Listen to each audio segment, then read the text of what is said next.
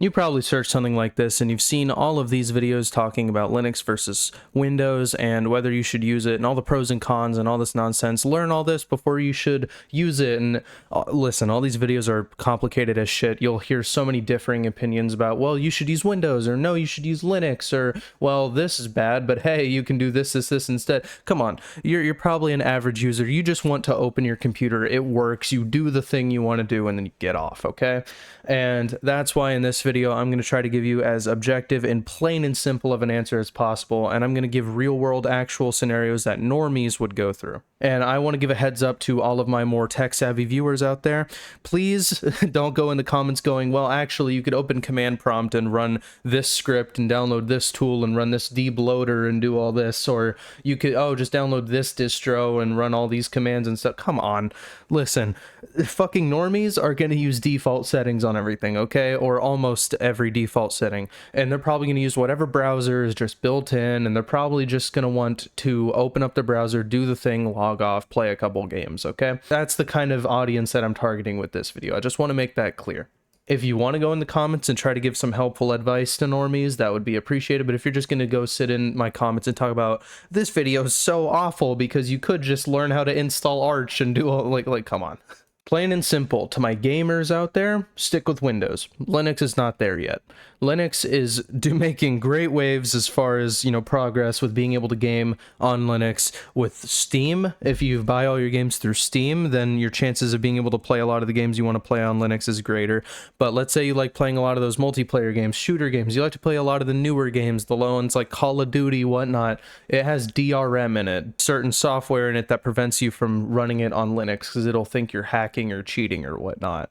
Obviously, not being able to play the fucking game you paid for is a bit of an issue. So if you're going to try to game, I would just recommend sticking with Windows because your experience will be a lot smoother. Now, you can game on Linux, but you have to enable what's called Steam Proton. And what you'll have to do is you'll have to go into your compatibility settings and enable Steam Proton. And then also, if you go to Proton DB, which you have to go here to check if games are compatible with Steam, then obviously you'd want to type in whatever game you're going to look for, and you'd have to see what it's playable on, and oh, well, you can fix it. You just have to put all of this shit in your launch options, and you have to use this specific version of fucking Proton and all this nonsense. Like, come on. And then a bunch of people talking about stuttering and whatnot. Kind of, listen, just stick with Windows if you're a gamer. Also, from personal experience, I've experienced a lot of screen tearing. If you don't know what screen tearing is, it's like whenever you're playing a game and you'll look to the left or right, you'll see all these lines kind of get in the way. You'll see these lines, or like you can see multiple screen tears here. This will happen to me all the time anytime I turn my head in a game or whatnot. So it's just a big headache. I'm using an Optiplex 9020 with the built-in integrated graphics from 2013, by the way. So my graphics aren't great, and you could use that as an argument, but I've heard that Linux is very compatible with older hardware. So, I mean, it shouldn't be the case, in my opinion, but now, let's say you're the type of person who basically only uses a web browser. Everything you need is in your web browser. You just do it all here, or you just do editing documents or spreadsheets and stuff like that. Linux is very superior, in my opinion, at that point. So Linux has always been a fantastic choice for Office and regular browser use. Linux, literally sitting at default just on the desktop, literally takes up like 300 megabytes of RAM to like 500 megabytes and like 0% CPU. So, I mean, if you have no reason, if you're not going to be gaming, you might as well be using a system that is lighter on resources and more personalized and customizable. And that's another factor about Linux, is it's very customizable. With Windows, you can't even change any of the shit about your taskbar, really. You can change the colors and stuff, but you can't change the icon. You can't move it up or down or left or right or whatever. Obviously, there's a ton of customization you can do. You can see this person decked it out with text and doing all this nonsense. This is what it looks like by default. And you can really go crazy with editing this stuff. I'm not finding good examples, really, but you can even move it up here. As you can see, this person put it up there kind of like a Mac OS if you're into that.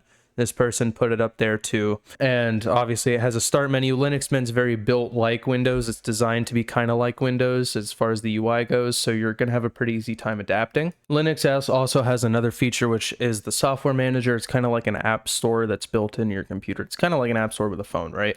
Literally, you just open it up, you click what you want, or you search what you want, and you just download the app, right? Or in theory, that's how it's meant to work. And it's fucking fantastic, of course. That's a fantastic idea to make it as easy as possible to download the stuff you want, rather than having to go to the website, download the exe, run the installer, give it admin perms and all this nonsense, or you can just single click of a fucking button download your shit, right?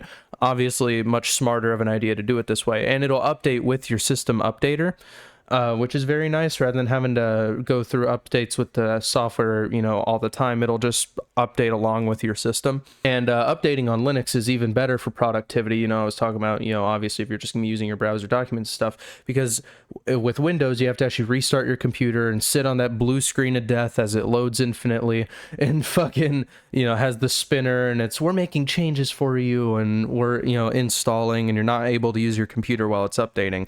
Or Linux updates while you're using the computer. You can have an update running and still use the computer at the same time.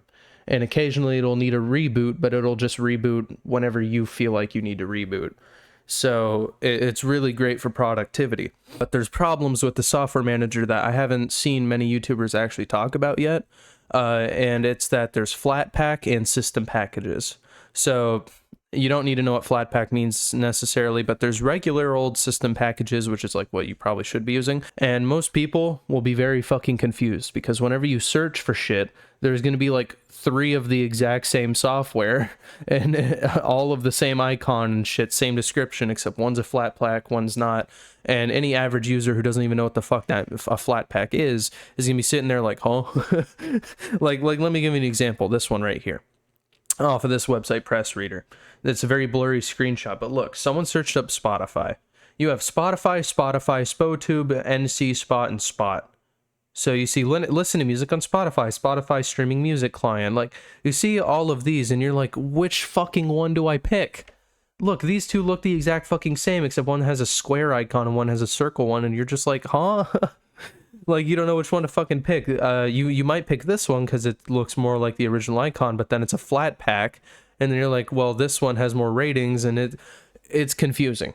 Obviously, a fucking regular normie is going to sit here confused as shit and maybe accidentally install the wrong thing, because oftentimes there'll be the official package, and then right next to it will be a package that looks near identical, except the only difference is that it's a community maintained package and it has extra issues with it, or it's behind on updates or whatever, which is of course bad for security.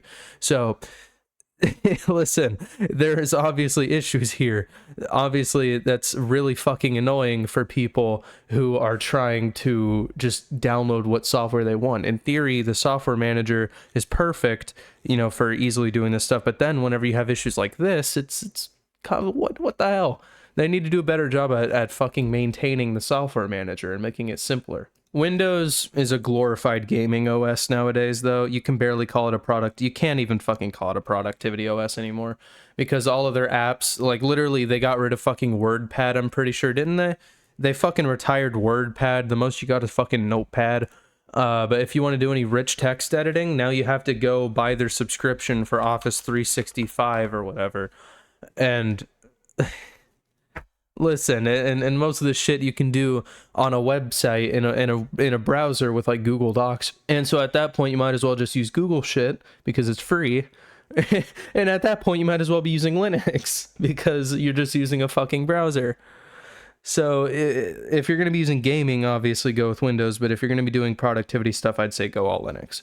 I highly recommend to anybody considering Linux to watch this series made by Linus. It's 4 videos, very entertaining videos, very funny. These videos were 2 years ago, but they still really honestly do encapsulate the current state of Linux even nowadays, because not much has actually changed, unfortunately. Many of the issues they talk about are still present and actually in the first video he goes through hell.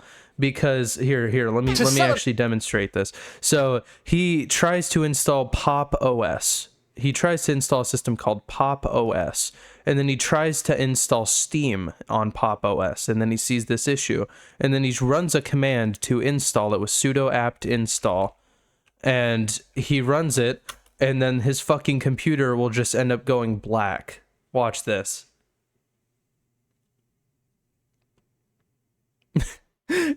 Because the fucking thing that he sudo apt installed, the thing that he ran the command for to install Steam, apparently fucking deleted an important system package in the process. An important system component, causing his computer to fucking shit bricks, and it wouldn't turn back on after that. You can see it's just blinking. A blinking, like, text cursor here. So, obviously there's so many, there's fucking issues here.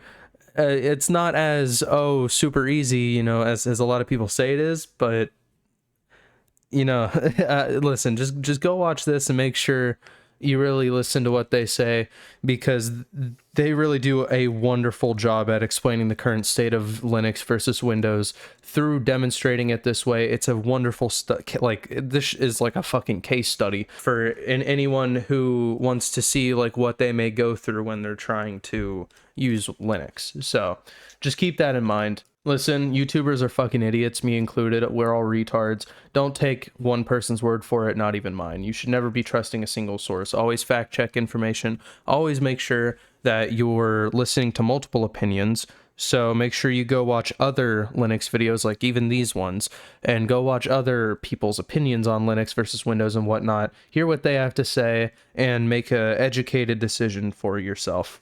But I hope this video, you found it a bit helpful to highlight a lot of the issues you're probably going to experience and which system you should be using based off your habits, based off what you're going to be doing on your computer. That's about it. See ya.